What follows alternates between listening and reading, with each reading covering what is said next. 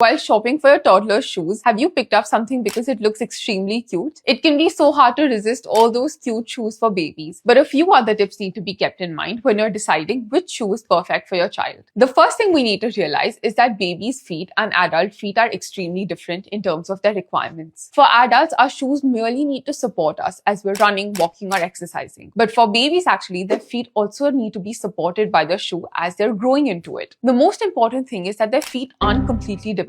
Their arches are still forming, the tendons and the muscles are still a lot more weak. So the shoes need to support this. The first thing is when you're looking at the heel portion of the shoe, the heel portion should not fall in if you're pressing from the outside. It should be a little bit more sturdy. When your child is actually wearing the shoe, the back of the shoe should not graze against their leg. The middle portion of the shoe should stay more sturdy. You can try this by twisting the shoe around. If the middle portion is also twisting, it's a little bit too flexible for the child. And the front portion, which is where the toes sit in, that portion needs to be a little bit more flexible. This is because their toes move a lot more than adult toes do when they're wearing shoes. Children are naturally flat-footed. Their arches are still developing. So shoes need to have a very good arch support to ensure that their arches are developing well. The last and perhaps the most important thing is to take a look at their foot size at least once in 6 months. Children's feet grow at an exponential rate, which can sometimes be really hard to keep up with. But it's really important that we do check it out once in 6 months at least to ensure that their feet are actually well supported by their shoe and the development is not being constricted by what they're wearing.